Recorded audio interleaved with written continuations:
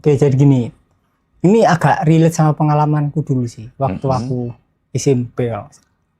Jadi gini, waktu kecil kan aku tinggal sama nenek, sama 4 keluarga kan, sama 4 anaknya kan. Dari ibuku, omku, sama Pak D, terus sama ada paman. Nah intinya di keluarga nenek itu kan kental Jogja, ya kan? Iya. Karena nenekku keturunan dari keraton. Nah karena kental akhirnya kita itu banyak, waktu kecil aku banyak denger Roro Kidul gitu-gitu itu. Kemudian sering banget Jawa Tingkir dan lain-lain. Jadi kayak paman tuh sering cerita, ini loh fotonya Roro Kidul. Nah, pernah suatu ketika itu ditunjukin fotonya.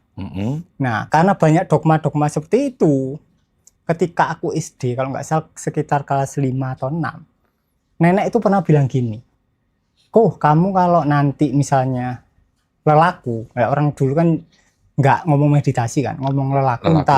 Entah kamu diem, entah kamu gimana, kalau kamu ketemu Roro Kidul, kamu bunuh. Itu poin penting. Terus aku tanya, kamu bunuh? Yes, itu poin penting. Terus aku tanya, ya namanya anak SD kan, bunuh ini piye mbah, kan gitu kan. Ya sama lah, dia datang kan lewat imajinasimu, ya tinggal bayang no bedil-bedil. Padahal dia sosok yang katanya ya, dalam tanda kutip sangat sakti, punya ilmu yang luar biasa. Ya. Gimana seorang Riko kecil mau membunuh tokoh besar ini ya? Tapi itu titik yang sangat penting sih, itu poin yang sangat penting. Karena ketika waktu kecil kita dapat dogma tentang sebuah sosok figuritas, ya anggaplah di waktu aku kecil kan berarti Roro Kidul kan. Nah ketika dia datang, kan berarti yang datang adalah pikiranku sendiri kan.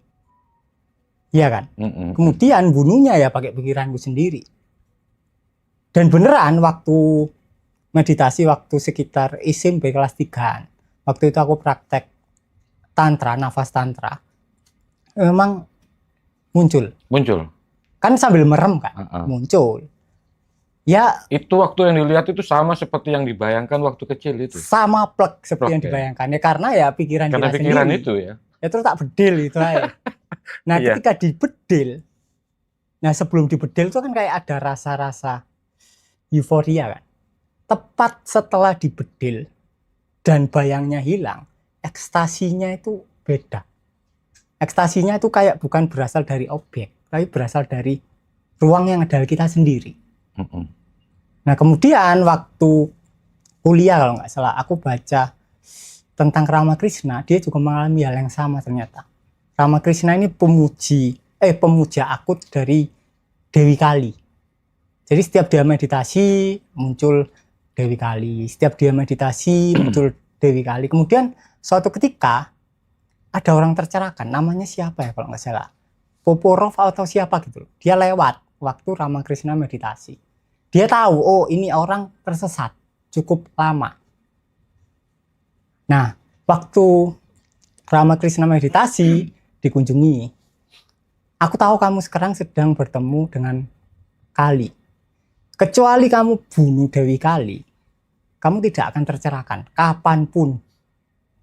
Nah, awalnya Ramakrishna nggak berani. Cerai-cerai nggak berani, lama, akhirnya kamu tak tinggal dan kamu nggak akan pernah tercerahkan.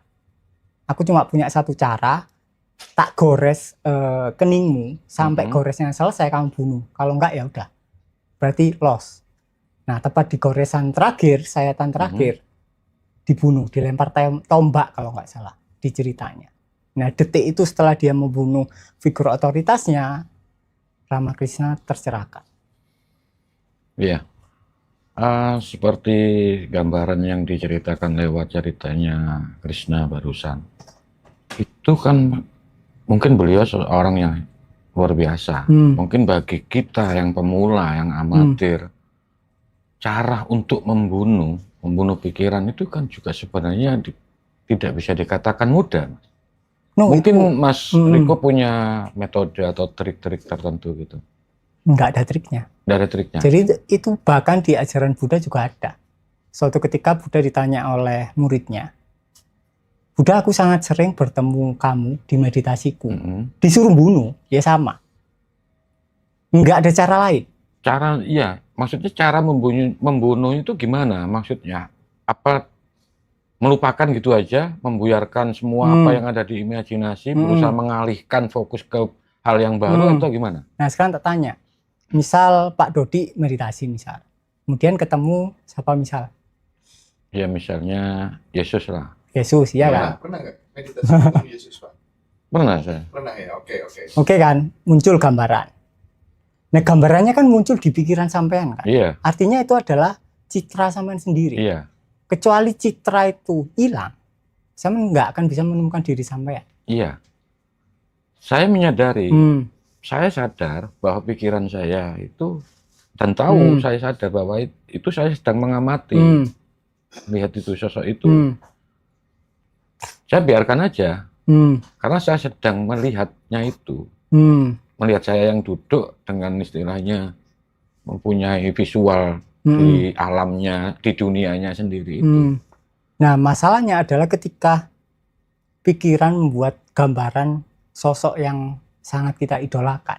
Oke. Itu kan, ketika pikiran membuat sosok yang kita idolakan, mau nggak mau, ya kita harus membunuh. Membunuh dalam artian ya dibunuh dalam imajinasi kita sendiri.